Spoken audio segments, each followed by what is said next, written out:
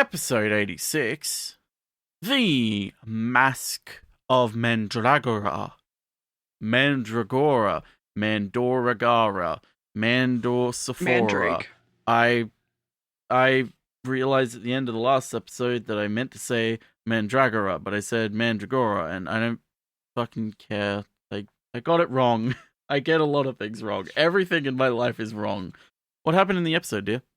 Well, in the Masque of Mandragora, they're in the TARDIS, and they're walking around, looking around, talking, find the second control room of the TARDIS, then they turn the TARDIS on and look out the window and see the Mandragora helix. And it's pure energy, no one understands it, there's intelligence in the middle. That's all you need to know. They start getting sucked off into it, and Sarah has to say the alphabet backwards. The doctor goes outside, looks around. It's weird. He feels tiny. Sarek also hears a noise, and then a red light that his helix energy is bad comes around, and they're like, oh, fuck! And they go back into the TARDIS. But we can't leave. Back into the TARDIS we go, but it can't leave because the evil laughing voice said so, I thought. And then it leaves. Cut to the medieval era. Shit, people being murdered, and insurrection. Farquaad is the count, but then some old Farquaad dude seems to be dying. He is dead, actually. And a young Farquaad is upset about it. This is going to get very not confusing very quickly, I promise. Apparently a man foretold his death. He's an astrologer priest dude. He's like, wow, it's magic. Shitty old Farquaad comes inside the room and is apparently young Farquaad's uncle. Uncle Farquaad is upset that his sport of attacking people isn't enjoyable, and Berries and Cream Boy is angry that his father is dead. And he's Duke now. So they start to think it's going to be a murder because he was healthy at the time. Uncle Farquaad is talking with the priest about their plans and the poison. Priest is just like, I'm just psychic, bro. The sun makes me powerful. TARDIS is now here. Sarah sees some oranges, eats one while being watched, and then is captured by some monks who I wanted to call the Italian KKK, and Gam wouldn't let me. And then the fucking doctor assaults them for taking Sarah, but then one assaults the doctor, and then a red helix light flies out of the TARDIS, fucks up some shit. Then the doctor wakes up, sees a man messing with some hay, and the helix flies towards him, kills him. The doctor goes to investigate. Yeah, he's dead. He brought it here. We fucked up. It's the basic gist of the story. Berries and Cream is reading while his attendee polishes his sword. Not an innuendo. Farquaad walks in and the priest goes, listen, horoscopes say you're gonna die. Berries is like, nah, you're lying. I don't believe it.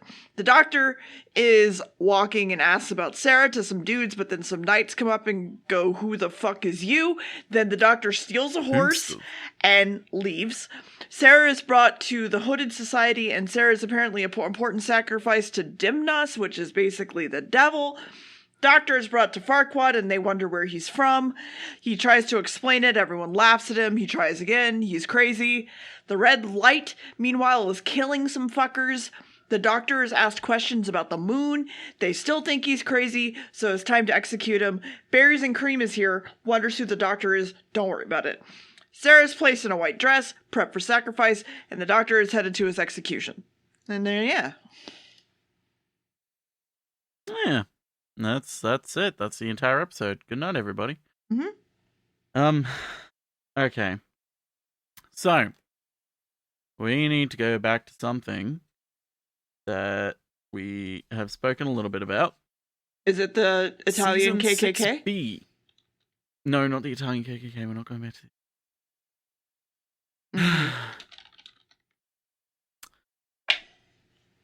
Season 6B. So, Season 6 was the second Doctor's final season. And at the end of it, there's a theory that plugs some holes that have been kind of created around the second Doctor's regeneration.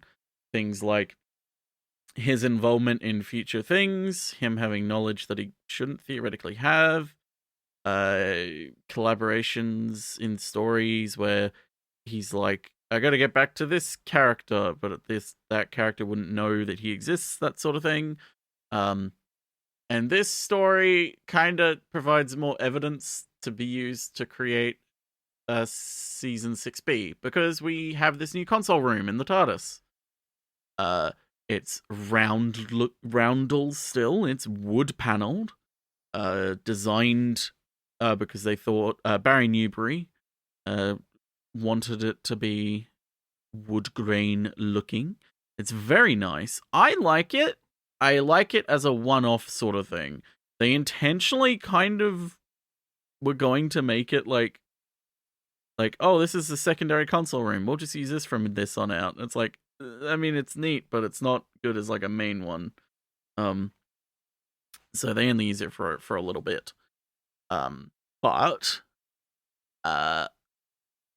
they walk in and he says, "Oh, this is the old console room," and then we find some frilled shirts, some shaving equipment, and a recorder. And it's like, hang on a second, we never saw the second Doctor in here. How did the second Doctor use this console room if we never saw him in it? And it's like, well, season 6B would fill that in, because it would make sense, because the second Doctor would have still been traveling, and he could have used that console room when he was traveling. So that's what that's all about.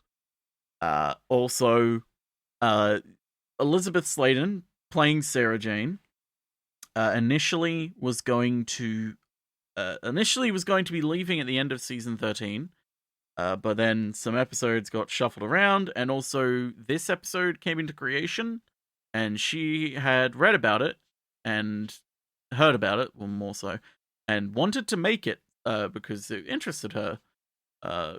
She just really likes berries and cream, I guess. Mm-hmm. Also, the intro, as you may have noticed, has more of a serif style font that looks a tiny bit embossed a little bit. That stays until this title sequence completely changes. I like it when it's embossed like this. It's pretty neat.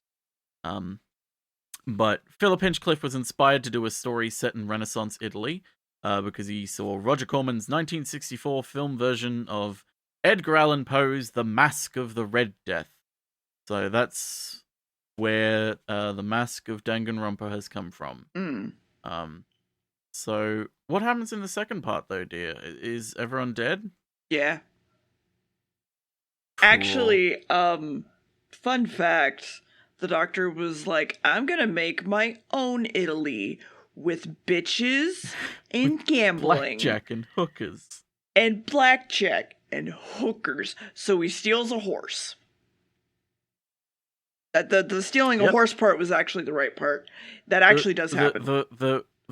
The executioner is about to swing the sword, and he's like, "Hang on a second. Do you mind if I just like readjust my scarf? I need to look good." And then he does, and knocks the executioner over, and then steals the horse, and then slaps the horse's ass. Yep. Buenos dias, nay horse. Nay horse? Just buenos dias, horsey. Horsey, I guess, yeah. Because it's fine. If you want to make the comic, you could do it that. No. You can make the comic, you meme fuck. Back to the sacrifice setup and hunting for the Doctor. Everyone's too scared to go underground, so he's good. Sarah's prepped to sacrifice, the Doctor wanders around. Cult members do the hokey pokey, and the Doctor just drags Sarah away last second before she's killed. Then the temple suddenly looks restored or something, and the Doctor's like, let's leave. Meanwhile, Berries and Cream are inspecting that dead body from the red light. Sarah and the Doctor talk about what happened, and she learns about the Helix light coming back. But now they're at Spear Point and captured again, which that sucks. Back at the temple, hold on, Evie's here. She wants to say hello. Hold on. There you go. Back at the temple, the hot dog, there's a hot dog light, okay? I just need you to... There's just a hot dog light, okay? Helix says, bro, you can be the ruler of the earth if you want, and everyone's like, yo! But no one else can stand in the hot dog. Also, by the way, the priest is purple hot dog guy. the Doctor and Barry's meet back up. They're going to be protecting the Doctor baby. They know Farquaad murdered their dad, and the Doctor is just kind of looking around. Doctor is shown the blue dead body from earlier. Farquaad is upset that the Doctor and Sarah can't be found. He also has a message for him, a list of the people who are showing up tonight. Also, here's a whole bunch of royal people headed this way to celebrate the dukedom. Hot Dog and Farquaad goes to his priest and he's like, I want to kill berries tonight. Like, we gotta get it done. Okay? And then, I think that's the end of the episode? It's another one where there's like it's really... I keep having paragraphs end on a page, and it's really annoying. Maybe you should have some sort of other marker to signify that Probably. that you're done. Probably. Because that one ends when part 2 ends when they're going to the temple, Doctor's in the catacombs, Berries and Cream is about to be killed by his uncle.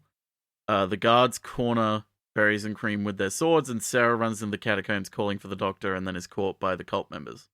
Okay, 1 second. I'm finding that. Hold on. They fuck up underground, told them to the Doctor. Okay. Okay. I see. Found it. So, Hot Dog Priest asks what to do because the sword could just kill him. And the light says, not yet, bro, we got you. And the priest is upset that no one takes hot dog religion seriously. Did I really write that? Okay. He's gonna put them in their place. Wow. So time to go down into the sewers with berries. And then they both get followed, of course. So they're going to blame the cult on the death of berries to get shit done.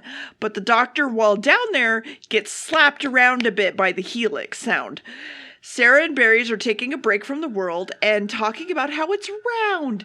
And then they get caught and cornered. And Sarah makes a break for it to go find the Doctor. And she's caught, and she's probably dead. And the Doctor is okay, but the helix is laughing at him, and he runs out to help Berries with the sword fight, and Berries gets stabbed a little bit, and the cult members also run to fight everyone off, and the Doctor or Berries just fuck around underground. They're like, where's Sarah? And we see Sarah got captured because she's going to be super sacrificed this time. So there you go. Super duper sacrifice. Super sacrificed. Super sacrificer.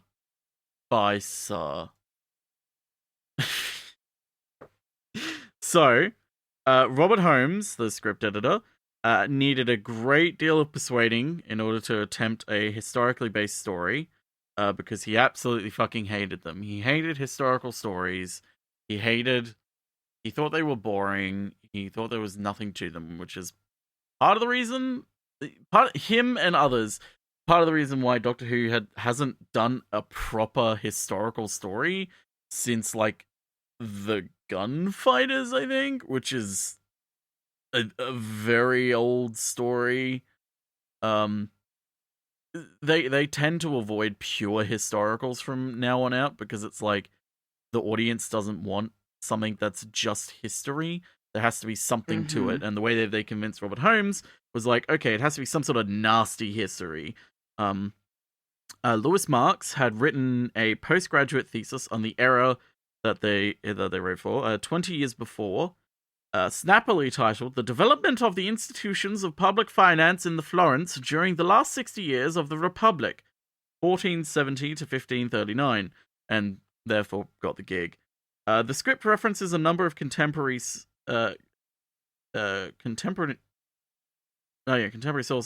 not at least Mandragora, by Machiavelli, prompting Robert Holmes to comment and jokingly say that had he known how many, quote, co-authors there were, he would have only given Marx half the fee of a writer instead, which is a funny little thing. But yeah, this is kind of when I said when we had our last historical, which was a very long time ago. They don't do historicals from here on out. They only do something set in history with aliens or something set in history where there's some sort of time anomaly going wrong. Especially in the TV show, they don't tend to do anything except history with aliens. Books and audio stuff, they tend to be a little bit more creative with like, okay, here's this historical event, but there's something wrong with time. Or there's like just something, the Doctor has accidentally done something and it's fucked up a timeline and now they just have to fix it up. That sort of thing. But the TV is basically just, oh my god, it's the signing of the Magna Carta, but there's aliens! Oh! Like that sort of thing. It's kind of frustrating. But I mean, it gives them a chance to use some BBC stuff, so who cares? Also, Philip Hinchcliffe, the producer, explicitly stated in a Radio Times interview that the unit stories and invasions of Earth were no longer what the audience, or really the production team, wanted from the show, and that he was heading in a more literary adult direction, which we've kind of already seen in the last season. The last season was, season 13 was very much a send-off to invasion stories, what with the android invasion and such, and more adult literary type stories, what with the Brain of Morbius, what being Frankenstein, and the android invasion being like more like an invasion of the body snatchers, that type of thing, and same with the Zygons, Terror of the Zygons. But from here on out, it gets a little bit more literary. That also is a little bit bullshit. I would argue they kind of drop the literary thing from here on out. It becomes a little bit more obscure. It was also at this time that Philip Hinchcliffe was requested to stay on for a 4th year as the producer. But, yeah. What happens, dear, in the next part, if you've written it down correctly? Well, I mean, I'm going to start putting double or triple page breaks. Anyway, so Farquaad's angry because he seriously wants to find his nephew and murder him. Sarah is now being drugged and hypnotized. She's basically told to murder the Doctor with a poison needle when she's near him. So we got to go put her near him. So they stick her down there, in the sewers, basically. Also, let's prove that Berries and Cream is actually a Satan worshiper, right? Huh? The Doctor finds Sarah, but she can't remember anything at all. Why would they leave Sarah? That's weird. And then she's like, huh? Why can I understand Latin? And he's like, And then the Doctor thinks that someone else here was why the TARDIS came here. And then Farquaad breaks his way into Berries and Cream's room and assaults his aide. And then he threatens the priest as well. And he calls him fake for a bit to remember his place. However, we also predict that Farquaad is going to die before anything else. The Doctor is worried that people like Da Vinci are gonna die and throw the world into fuck. And then they continue to torture Barry's aide to say that he's a Satan worshiper. He doesn't break for a while. And then the Doctor is now with the priest, and Sarah is also prepped to kill the Doctor. But she's happily talked out of it, and she's like, oh my god, what am I doing? But the Doctor is captured again while the priest runs for it. And then the Doctor and Sarah are now in chains and sort of just hanging out. Berries was also captured, so everyone's gonna die, I guess. Back at the Power Hot Dog, everyone is powering themselves up, much like Sonic. The Doctor tries to explain to Farquaad what's going on, and he decides to go down to the cults to figure it out. And he's like, if I don't come back, kill everybody. So we see them hanging out with the Power Hot Dog, and Farquaad just walks up like, bitch, what the hell are you doing? And pulls off Priest Dude's mask, and it's just pure light. And then Farquaad dies. And yeah. I agree, Evie. Oh, did Evie have some opinion on it? That was her opinion. Oh, okay, Evie. I didn't think we'd have any slurs on this podcast, right? But okay. Oh, Evie, come on, one more and we have to censor you. Don't do this. Oh my god, that's it. Get her out of here. Get her out of here. She's out. She's gone. She's never coming back. Lock the doors. Don't let her in. Okay. So, Other working titles for this story were The Catacombs of Death, Doom of Destiny, Secret of the Labyrinth, and The Curse of Mandragora. Or Mandragora, whatever you want to fucking call it. Helps if I Mangadora. call it the correct thing. Danganronpa. Mm-hmm.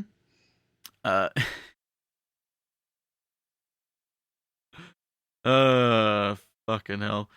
So, like we sort of described in the last episode, the TARDIS prop, which is the one that they use when they're getting in and out of the TARDIS, they had to retire the old one, which was the one they had been using since like the 60s. Since like fucking 1963.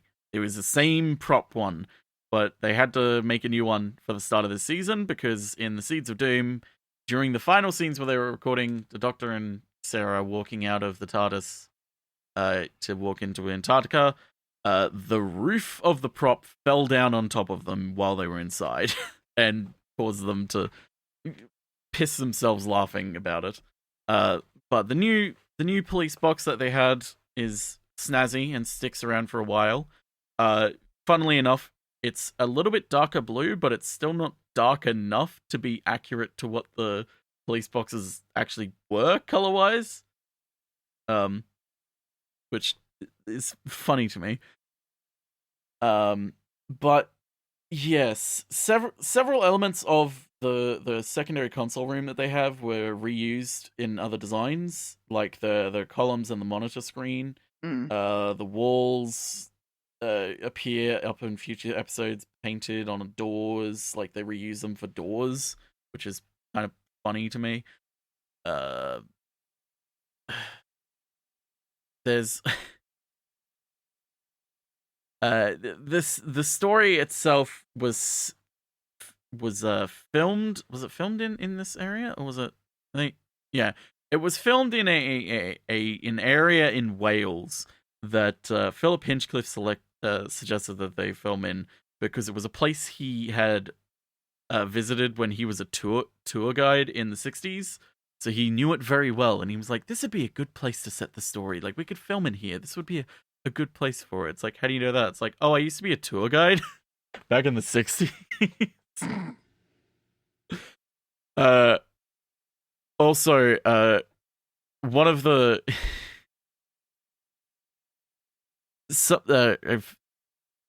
a lot of people saw this story and saw it as like, hey, they're doing historicals again. Maybe historical stuff is a good idea in the to like we should do more historical sort of things. And the director himself, Rodney Bennett, went on to actually do Robin Hood from here on out. Because it was like, well, you know what? If like we have this style of story, we can kind of make it Robin Hood-esque, like the Doctor is charming and dashing and all about.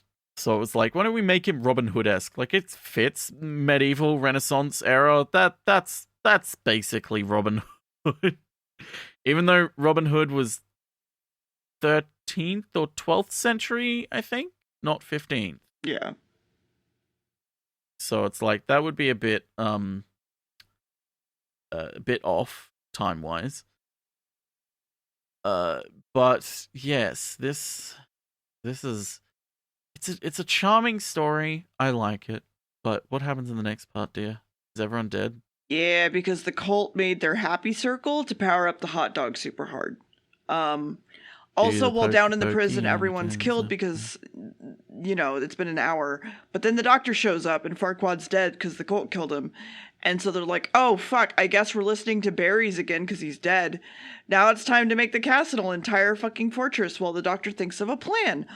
More Helix guys are going to come tomorrow night. It's not good. And the Doctor yoinks the telescope, runs off, and starts to do stuff. Barry's is worried about fighting, but he has to stand up and be a strong leader. And the Doctor is making some measurements and calculations and has the exact moment in time and second that they will attack. So we basically know what's going on. They're basically They're going to basically attack with super astronomy powers and take away all of man's ambition.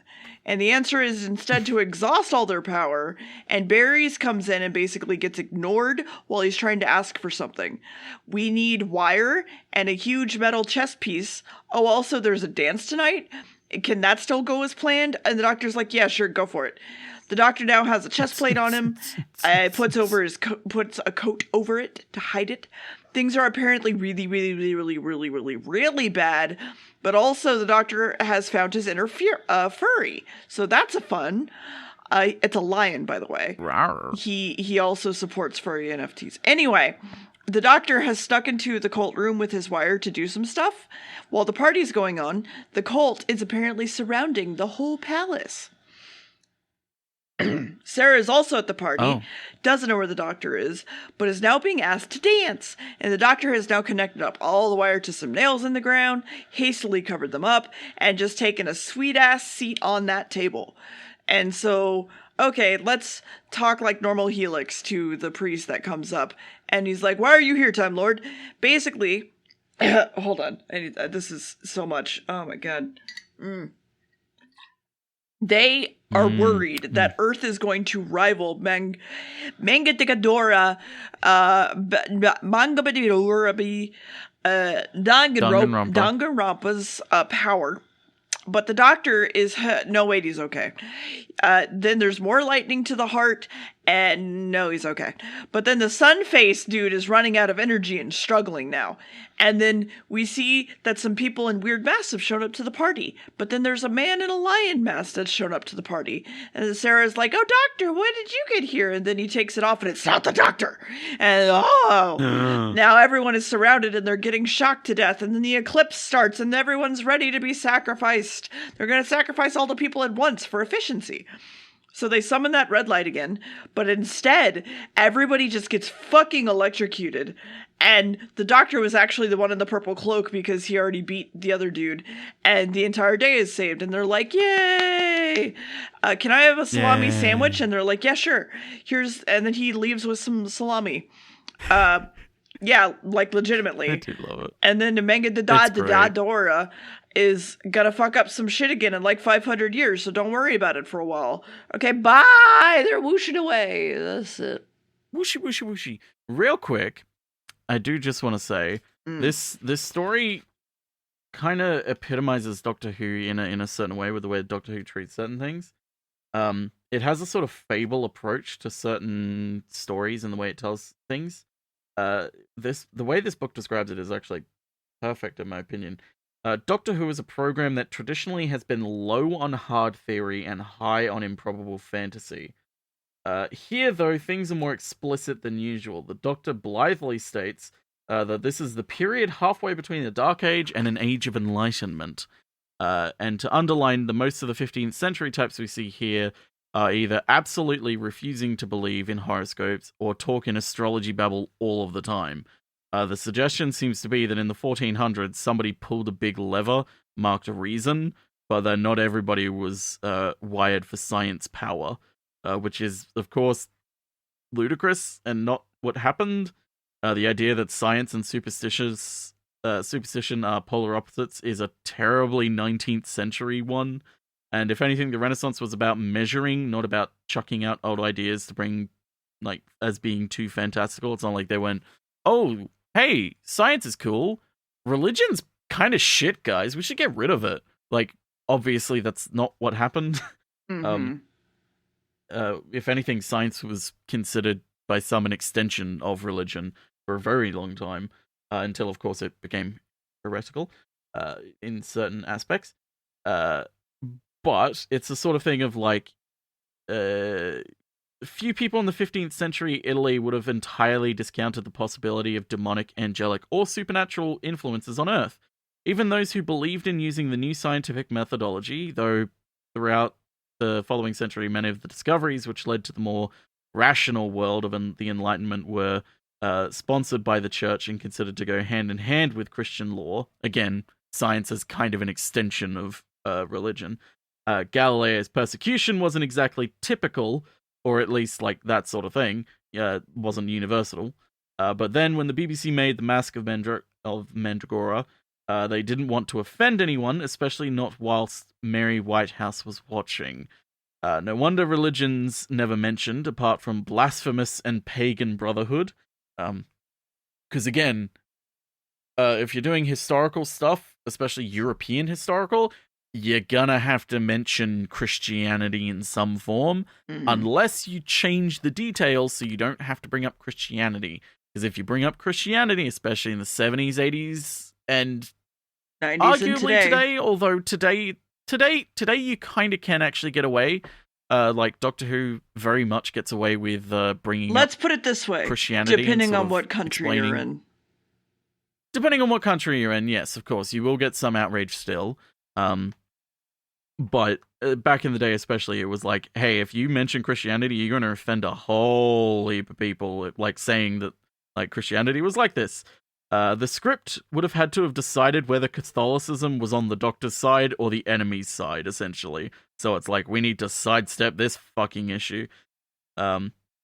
It's also well known that even Newton, supposed godfather of all that's proper and scientific, Isaac Newton, sir, was a practicing alchemist and believer in tangible higher powers as late as the 1700s. So it's difficult to accept that a prince would dismiss the works of Hieronymus as bosh, because astrology can't possibly be true, rather than say because Hieronymus is just a bad astrologer. The writer would have known this, of course, because, they did their fucking doctorate on it. But there's a difference between knowing something and putting it into effect as a 90-minute piece of TV. Renaissance thought stretched the importance of observation rather than received wisdom. And how do you televise that? Observation requires time. Television requires exposition. Audiences expect instant results. So Hieronymus is a full blather and a fraudulent peddler of superstition, yet the story can't resist giving him premonitions that turn out to be true and passing him up as vague, unexplained elements of Mandragora's plan. So yeah, this is the kind of thing, like, in the early 70s, you could get away with, like, spiritualism and kind of using elements and aesthetics of, like, Buddhism, like they did. But Christianity is kind of always a no-go. Even using the devil. Like, remember with the Daemons, they almost got in trouble for, like, basically making the devil in that sort of sense. Because it was basically meant to be the devil. But they were like, we can't do this because that, like, Christianity, it's a bit iffy. But then the BBC were like, oh no, you can, like, have Satan and Satanism all you want. You just can't have Christianity.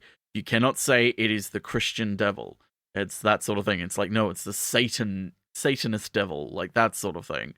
So that's why the historical stories are always a little bit odd. It's Christian sensibilities, essentially. Censoring the story to not offend Christians.